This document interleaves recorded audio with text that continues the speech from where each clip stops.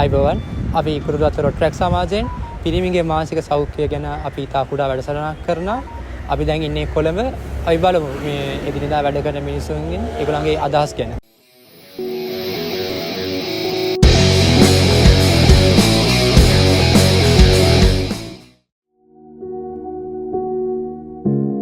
අපි රොට්‍රැක් සමාජයෙන් කුරුළුවත්ත රොට්‍රැක් සමාජයෙන් අපි පිරිමි මානසික සෞඛ්‍ය ගැන පොඩි වැඩසටහනක් කරනවා. අපි අහලා බලන මොනවද මිනිස්සු හිතන්නේ ඒ ගැන කියලා. මා හිතන විදිහට පිරිමි මානසික සෞඛ්‍ය ගැන මේ සමාජයේ කතා කරන්න ඉඩක් තියෙනවද මුලින්ම?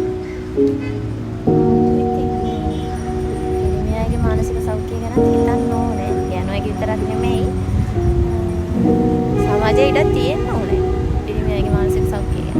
මා හිතන විදිහට පිරිමියෙක්ට ගිහිල්ලා සමාජයේ ඉස්සරහා මෙයාගේ දුක කියන්න අවස්ථාවක් තියෙනවද? ඒ කියන්නේ අපි ගොඩක් දකිනා මිරිමින්ට තමයි අන්තිම ගොඩක් වෙලාට ප්‍රශ්නෙත් තියෙන්නේ සමාජලාට. ඒතකොට ඒගොල්ලන් හිත තද කරන් ඉන්නවා. හිතන විදිහට එහෙම කියන්න පුළුවන්ද? අපි දැනගන්න පුළුවන්ද පිරිමිගේ මානසික සෞඛ්‍ය ගැන කතා වෙන්න ඉඩක් තියෙනවද කියලා මේ ලෝකේ? මානසික සෞඛ්‍ය ගැන මාතේ තන්න කාලේ හොඳයි. ඊට බන්දර ළමයන් මොනවද? තවත් බයි. මුළු කියලා කසාදරන වේ තවත් බයි. මම දන්න තරමින් මට දැන් තියෙන අත්දැකීම් අනුව දැන් අර ගොඩක් මේ පිරිමියාට මේ තමන්ගේ ප්‍රශ්න කියන්න කවුරුත් නැහැ. ඇත්තටම හිතේ තියාගෙන ඉන්න. අර ගෑනු ළමයිට වගේ කියන්න කවුරුත් නැහැ.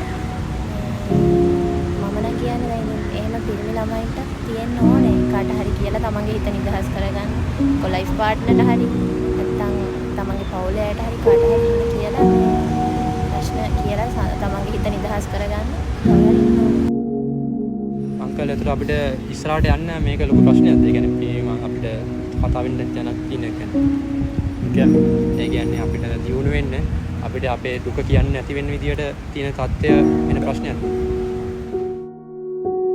ඔයා හිතන විදියට පිරිමියෙක්ගේ අනාගතයේ දියුණු වෙන්න මේ මානසික සෞඛ්‍ය ගැන තියෙන ප්‍රශ්න බලපානවද? මානසිකව මිනිස්සෙක් ගැටුනහම කොහොමද ඉස්සරහට යන්න බෑ. මානසිකව සතුටෙන් ඉන්න ඕනේ ඉස්සෙල්ලා මොන දේ කරන්න. ගැහණියෙක් විදියට වාඩ තියනවාද මොනවා හරි උපදේශක් පිරිමින්ගේ මානසික සෞඛ්‍ය මෙහෙම කරොත් හොඳයි ඉදිරියට යන්න මෙහෙම කරොත් ඔයාගේ ප්‍රශ්න විසඳ ගන්න පුළුවන් කියලා මොහොයි පණිවිඩයක් තියෙනවා සමාජෙත් දෙන්න. එහෙමයි ඉතින් මට කියන්න තියෙන මොන ප්‍රශ්නාවක් පිරිමියෙක් වුණාම ඇත්තටම දරා ගන්න ඕනේ. දරාගෙන ඉස්සරහට යන්න ඕනේ ඕනම ප්‍රශ්නයකදී. ඒක තමයි ඉතින් මට කියන්න තියෙන්නේ. අපිට දුක කියන්න නැහැ.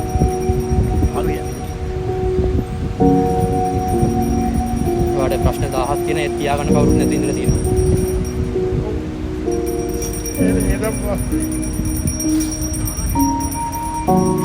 හරි අංකල් thank you. අපි ඔයාගේ බිස්නස් එක දියුණු වෙන්න කියලා ප්‍රාර්ථනා කරනවා. thank you very much.